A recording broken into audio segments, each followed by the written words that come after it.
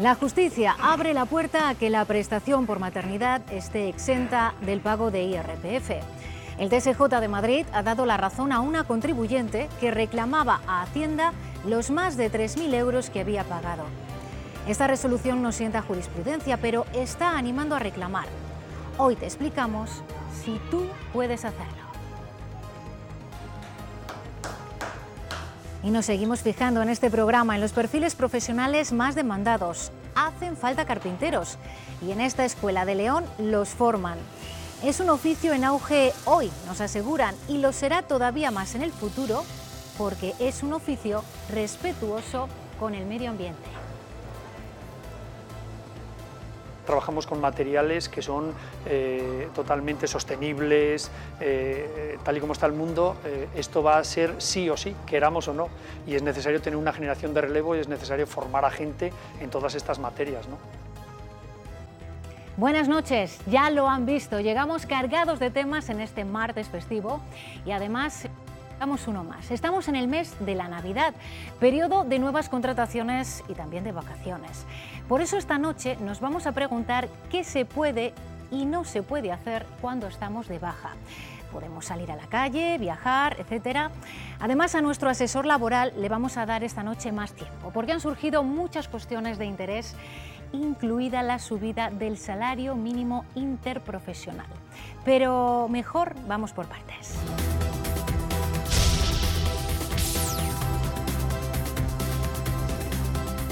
Y lo primero es mirar al mercado laboral, no perdemos de vista su evolución, lo vamos a analizar con ayuda de los gráficos, de las pantallas y en noviembre ya les podemos decir que esa evolución no fue para nada positiva. Se rompió la tendencia de los últimos 3 ejercicios en los que el paro había venido descendiendo en el penúltimo mes del año. Fue el peor noviembre desde 2012 y en esta gráfica que tienen en pantalla lo vemos con claridad. En noviembre subió el paro casi en la misma cantidad que bajó en noviembre de 2015. Esto deja así la situación. En Castilla y León, como ven, el número de parados sube hasta los 180.500. Del aumento del paro solo se han salvado las comunidades de Valencia, Madrid y País Vasco. En España la cifra es de 3.700.000 parados. Pero si malo ha sido para el paro, noviembre tampoco ha sido bueno para el empleo. Se ha destruido empleo porque se ha reducido el número de cotizantes a la Seguridad Social. En España 32.000 menos, cuando en noviembre de 2015 fueron 1.600 más.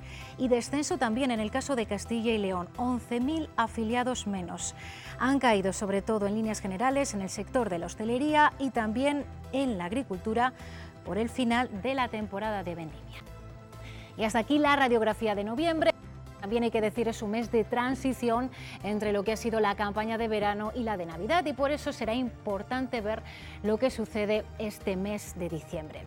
Las fiestas habitualmente traen nuevos contratos, se espera que esta sea una campaña de récord y ahora mismo tenemos constancia de ofertas para comercial, telemarketing y mantenimiento industrial, entre otros. Las vamos a repasar con más detalle.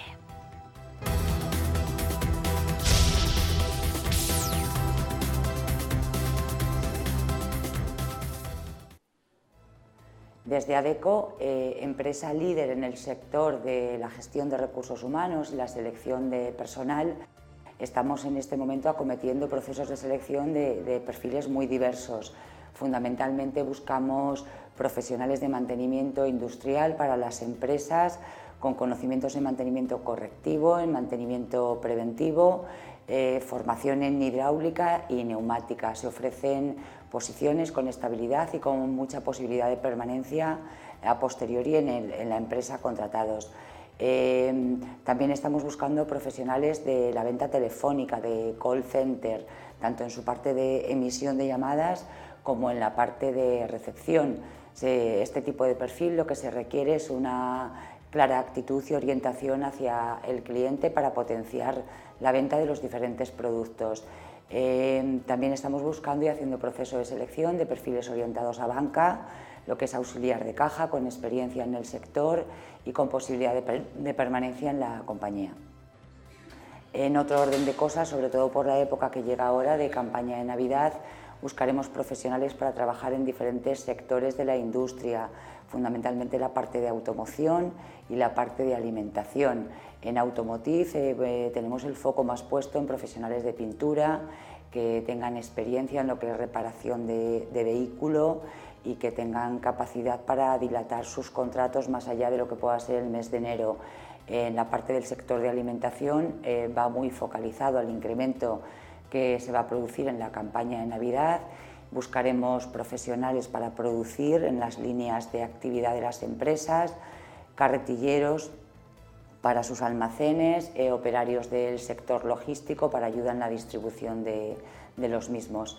En otro orden de cosas y también muy vinculado a este periodo del año están los perfiles comerciales, donde lo que se busca son personas con experiencia demostrable ya en el sector y una alta capacidad para la captación y atención a nuestros clientes en diferentes puntos de venta. Casi todos ellos con una presencia en los propios centros comerciales, donde lo que vamos a trabajar es el impulso del producto que está lanzando cada uno de los clientes en estos momentos de la campaña. Es verdad que en la mayoría de ellos se requiere experiencia, pero donde se pone fundamentalmente el peso en el proceso de selección es en la actitud y la proactividad de los candidatos que están optando a los diferentes puestos de trabajo. Llega el momento de resolver sus dudas, así que no esperamos ni un segundo más.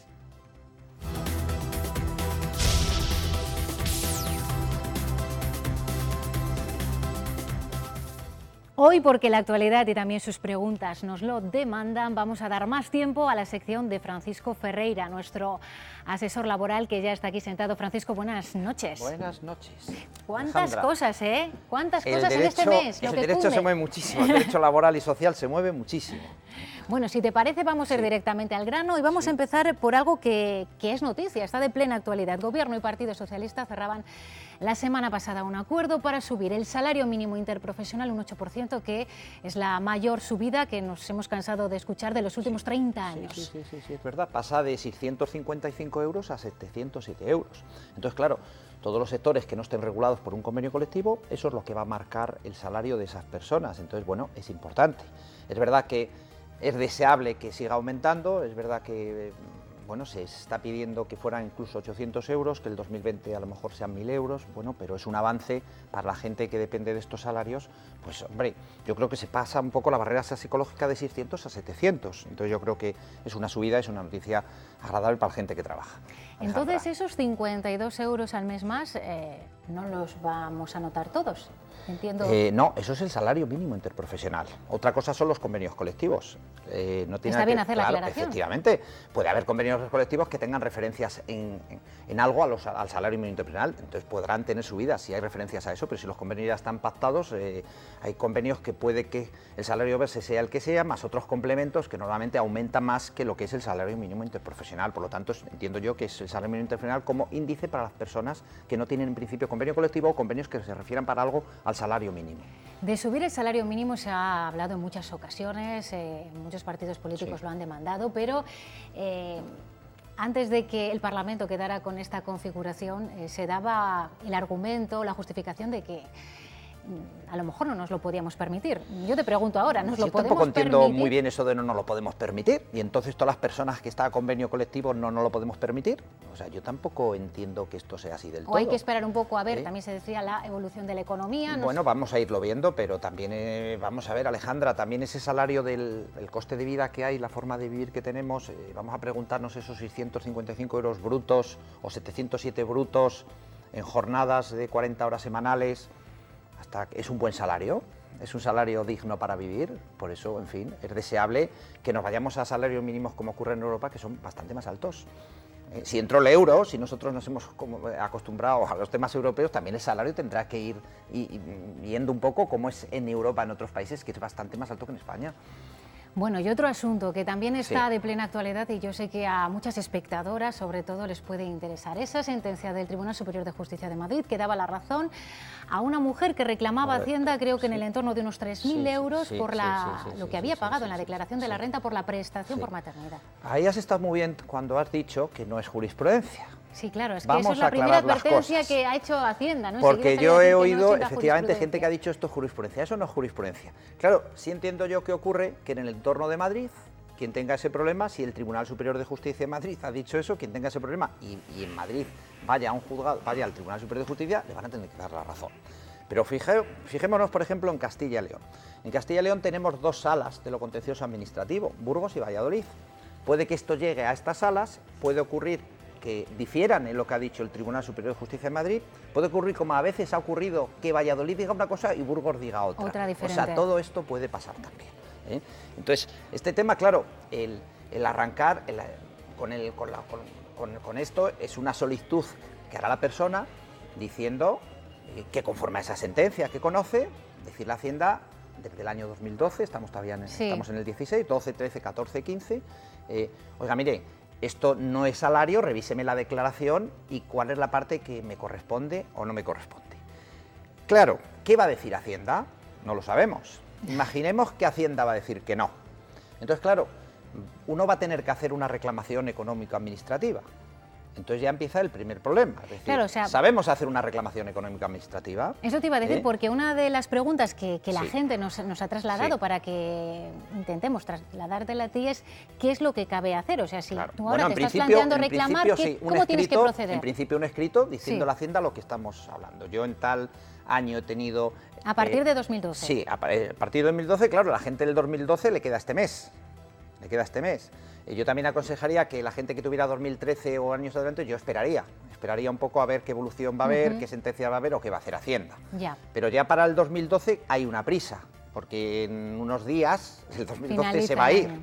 Entonces, si no se hace ese escrito, no se está pidiendo nada, ¿no? Entonces, claro, en principio es un sencillo escrito pidiendo que se revise la declaración de la renta por el hecho de decir de que hay una parte, esas 16 semanas, Sí. ojo, también podría ser la paternidad si el padre ha disfrutado también de la prestación.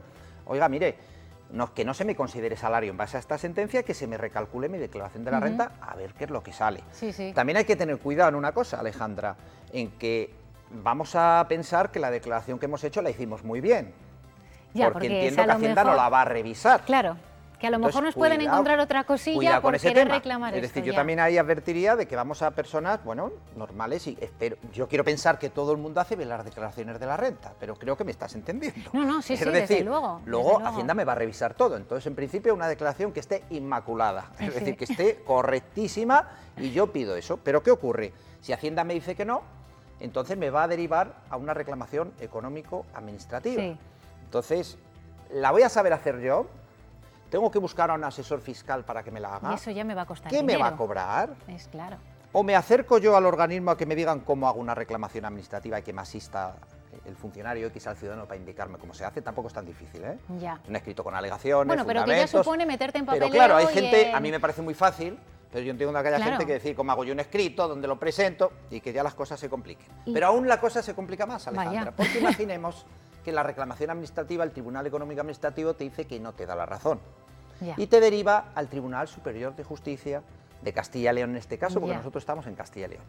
Empiezan a complicarse las cosas. Para ir a ese tribunal se necesita un procurador y un abogado. Un procurador y un abogado.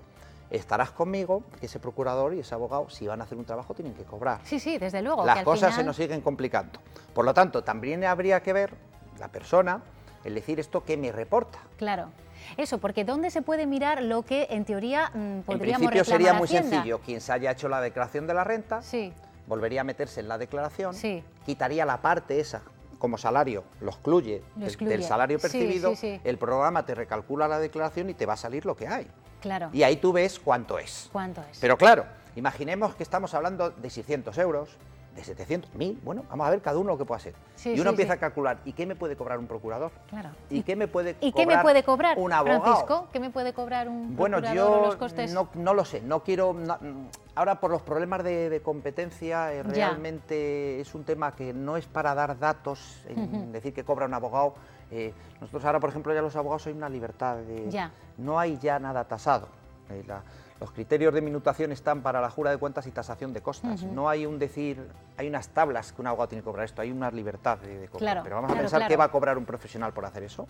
Sí, pero Entonces, que en cualquier caso te va a costar dinero. Y eso, tendrás claro, que ver obviamente. si te compensa o no te compensa. Si es verdad que ahora se me ocurre una cosa, que las personas que tengan derecho a justicia gratuita, Sí. inferior al duplo del salario mínimo interprofesional, ahora va a subir por esta subida Claro. que va a haber del salario Sí, mínimo, sí, por eso sí. el salario mínimo, claro que va a afectar para esto, va a afectar para el tema de los subsidios, del cálculo Sí. de lo que entra a la unidad familiar, el Es que referencia para 75% del muchas salario cosas. mínimo interprofesional, claro, ese salario ha subido, para Sí, todo sí. eso va a influir el salario mínimo interprofesional.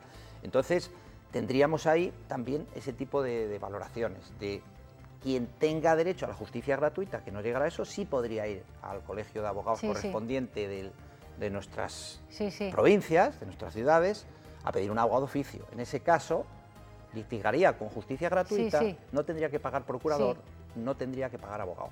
Pero también tenemos que hablar de otro problema Sí. que podría plantearse, y es el tema de las costas. Porque en los contenciosos, quien pierde, pierde con costas. Las costas es decir que vas a pagar los honorarios del letrado de la administración que tienes enfrente si pierdes el juicio. Si es verdad que en estos temas, dado que se va a ir con una sentencia de un tribunal superior positiva, lo normal es que no hubiera, pero no lo puedo asegurar. Ya. No lo podemos puedo dar nada asegurar. por asegurado. Y entonces también es otro problema. Entonces añadimos que la reclamación económica administrativa, ¿quién me la va a hacer? El primer escrito sencillo. Y si me voy a pleitear voy a necesitar un procurador y un abogado. Sí. Que puede haber un riesgo de costas. Sí, sí. Esta es la información correcta de este tema. Y lo que, que tenemos tenemos. lo que tenemos que tener en cuenta. Tenemos otro asunto que también queremos abordar y si te parece vamos a ver antes un vídeo. Mencionaba yo al comienzo Sí. que uno de los indicadores que se utiliza para conocer la evolución y el crecimiento económico es el paro, pero también hay otros indicadores que podemos decir son subjetivos que también nos dan información. Es el caso de la evolución de lo que son las bajas, las ausencias en el trabajo, que parece ser que en épocas de recuperación económica pues también aumentan de forma paralela a esa evolución positiva de la economía. Pues bien, queremos saber, y se lo hemos preguntado a un experto, qué podemos y qué no podemos hacer cuando estamos de baja. Vamos a verlo.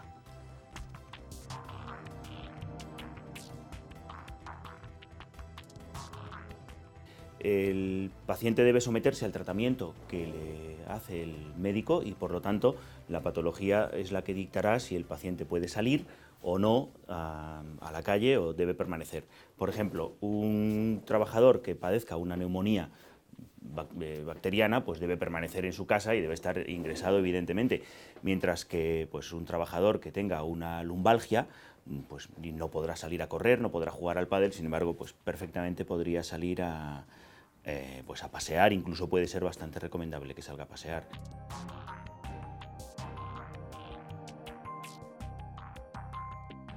En principio, para salir de la comunidad autónoma o para viajar a otro centro debería tener una autorización del médico que le está tratando, porque nunca debe, insisto, interferir en la situación de acudir a las citas, en su obligación de acudir a las citas de control y en la necesidad de acudir a las citas de tratamiento.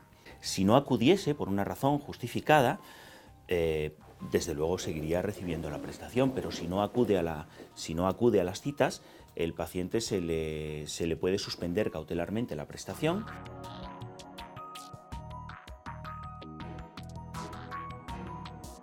Según la patología que tenga. Es decir, un paciente que tiene una lumbalgia, lógicamente, no podrá jugar al pádel, no podrá pues, salir a correr, no podrá realizar deportes que requieran esfuerzo. Sin embargo, un paciente pues, con otro tipo de patología pues, puede ser bueno, pues, recomendable. Esto es otra cuestión que el paciente debe consultar con su médico, con el médico que le trata, pues la conveniencia o no de realizar determinados deportes. Incluso hay deportes para ciertas patologías que pueden venir bien.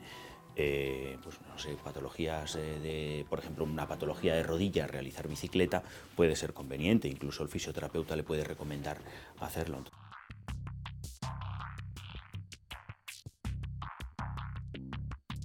La acción protectora de la Seguridad Social establece que se da una prestación económica para intentar suplir la carencia de la falta de remuneración de su trabajo. Entonces, tajantemente, un paciente de baja no puede realizar ninguna actividad remunerada. No se puede hacer otra actividad remunerada. Hay que tenerlo muy en cuenta, Francisco, porque es que podemos perder. De eso nosotros, claro, hay muchos pleitos porque a veces, claro, le ponen detectives a la gente que está de baja. Entonces, Entonces hay que tener cuidado con eso. Es decir, y realmente está asociado, como bueno, comentaba yo al comienzo, esa recuperación de la economía, que haya menos paro, con que la gente parece que se reprime menos a la hora de quedarse en casa o cogerse una baja. No sé, también fíjate, Alejandra, que en estos programas hablamos de aquel cambio que hubo, de las bajas cortas, de es cómo verdad, ahora es cierto, que ha pillado justo la muy en corta, este momento, 5 en este días, periodo. de 5 a 30, de Es 30 a la más larga, de 61, como unas tablas te dirían qué proceso vas a tener de baja, es decir, ha habido un cambio de todo esto, se busca siempre un poco, ojo, también entraron la reforma laboral, el hecho de que si tenías bajas alternas en 2 meses, un 20, 25 en 4, te podrían despedir por un despido objetivo, que era lo famoso que decía no te puedes coger una gripe, todo eso se ha intentado apretar mucho al ciudadano y al trabajador con el tema de las bajas, ¿no? Entonces, hombre, yo el consejo que quiero dar de aquí es que cuando una persona está enferma no está para ir a trabajar, y lo que tiene que hacer es recuperarse. Claro. Entonces, claro, todo lo que sea lesiones físicas, como decía el doctor, y que tú estés empleando las articulaciones, pues estás invitando a que alguien piense que tú no estás, es decir, que estás cometiendo un fraude y te estás jugando el puesto de trabajo, porque esos temas normalmente son temas que la sanción que busca la empresa es un despido. Ya. Entonces, por tanto, hay que tener cuidado con eso, porque efectivamente a veces ha habido juicios de estos, te pueden grabar, te pueden poner un detective, entonces hay que tener cuidado con estas cosas. Si uno está enfermo, y si no, tiene que estar trabajando. Haciendo las cosas sencillas no tiene por qué haber estos problemas. Ya. Pero bueno, efectivamente todo lo que ha dicho el doctor es correcto. Y cualquier permiso tal, pues ir al médico a consultarlo. A consultarlo. Bueno, pues hay ciudadanos que te quieren consultar una serie de dudas que tienen y bueno, hemos sacado la cámara a la calle y ante el micrófono pues han preguntado esto. Vamos a escucharles. ¿Cuándo van a cambiar, otra vez para hacerla bien, la reforma del Estatuto de los Trabajadores? A nivel de contratos, a nivel de todo, lo que es la reforma total, porque está hecha una porquería.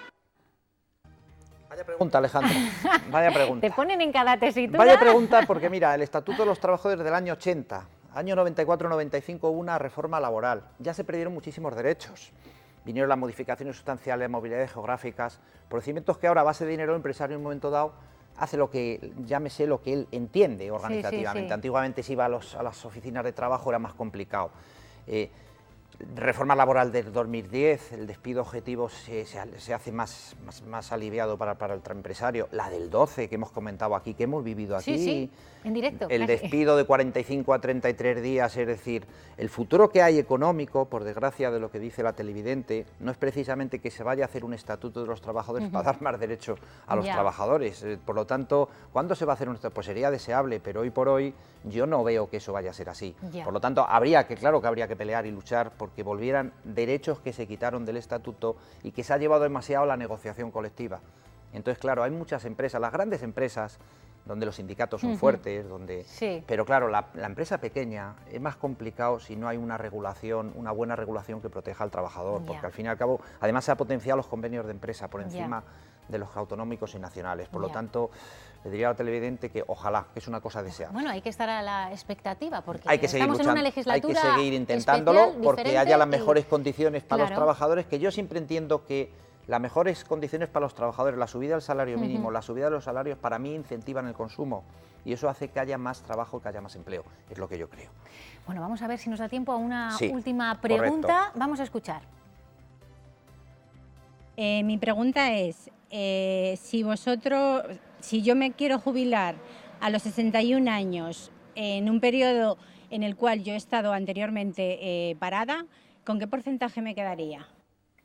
Bien, bueno en principio, ya hemos hablado muchas veces, claro, en principio tendríamos que venir para los 61 años, que fuera uno mutualista haber trabajado antes del año 67 o que venga de una empresa que se haya cerrado por tema de crisis, un despido objetivo por causas económicas. Si cumpliéramos ya esas condiciones podríamos a los 61 años. Y claro, para el 100% tendríamos que tener 36 años cotizados para ir a los 65. Y ya tenemos todo y decimos si ahora vamos quitando por año. Entonces, dependiendo si se trabaja menos de 38 años o se trabaja más de 44 en esa banda, de un 6 a un 7,5 se iría perdiendo. Por lo tanto, podríamos tener un 24% menos de pensión o un 30% menos de pensión. O sea, un 70% es lo que me quedaría o un 74%, estoy hablando todo muy rápido con porcentajes. Quiero decir, esas son las pérdidas. En torno a ese 6% a 7,5% dependiendo de las circunstancias para esos casos de los 61 años y siempre que se venga de una empresa que cierra por crisis, Alejandra. De acuerdo. Es decir, siempre hay unas pérdidas. De acuerdo. Bueno, Francisco, muchísimas gracias. Pues nada. Hemos tenido más tiempo, pero también vamos, como quien dice, con la lengua afuera. Siempre vamos un poco acelerados, es verdad. Bueno, que nos vemos ya el año que viene. Nos vemos el año que viene. Buenas fiestas Buenas Navidades. Y seguro que tenemos más noticias también que Seguro comentar. que se moverá en este mes de las Seguro Navidades. que sí. Lo mismo seguro va a mover todo lo social. A ver. Es verdad. Bueno, en el programa anterior, hace un mes, ya les prometimos que nos íbamos a detener en esos oficios manuales especializados que tienen demanda, y no solamente tienen demanda, sino que a las empresas les cuesta cubrir esos puestos. Pues bien, uno de esos oficios es el de carpintero. En el siguiente vídeo vamos a conocer más sobre él y además vamos a visitar uno de los centros de formación que hay en nuestra comunidad autónoma, en concreto en la provincia de León.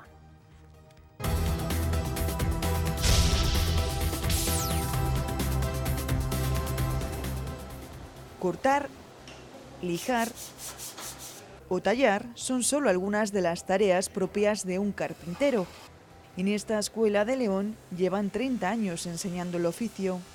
Un oficio muy complejo que requiere bueno, pues mucha dedicación, mucho esfuerzo y mucha constancia, ¿no? Cualidades necesarias para ser un buen profesional de un sector que en España vuelve a estar en auge. Gente joven, muy bien formada, se da cuenta que en estos oficios puede haber una salida muy importante, ¿no? Pero también porque trabajamos con materiales que son totalmente sostenibles, tal y como está el mundo, esto va a ser sí o sí, queramos o no, y es necesario tener una generación de relevo y es necesario formar a gente. Y a esa generación pertenece Octavio. Se matriculó en este curso de carpintería después de estudiar arquitectura en Barcelona. El tema de arquitectura es un tema que actualmente en España está bastante mal a nivel laboral, y a nivel de carpintería pues sigue habiendo trabajos, yo creo. Tener este tipo de escuelas yo creo que es muy importante a nivel nacional, porque yo en Barcelona cuando estudiaba allí también lo busqué y te encontrabas con formación profesional que ya, como te digo antes, es más teórico que práctico, y creo que, bueno, siendo de León como soy, esto es una suerte tenerlo aquí. En esta escuela también se formó Fran, un carpintero polaco afincado en España desde hace 24 años y con taller propio. Un buen carpintero no nace, es también un aprendizaje. Yo creo que un carpintero hasta comienza a hacer cosas solo tiene que formarse unos 4 o 5 años.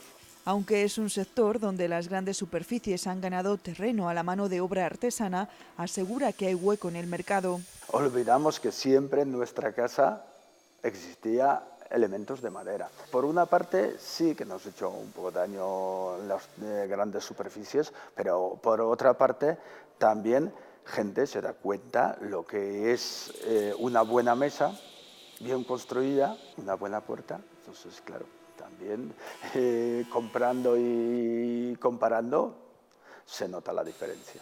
A Fran no le falta trabajo en un sector donde la formación y la adaptación a las nuevas tecnologías son imprescindibles y que sigue creando empleo.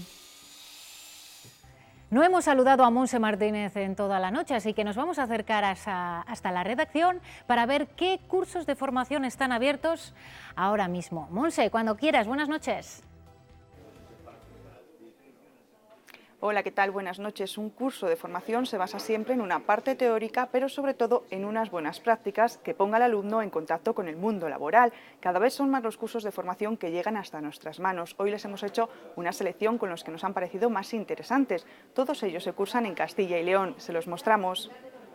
Comenzamos en Ávila, donde hay cursos de reproducción y archivo y de gestión de personal.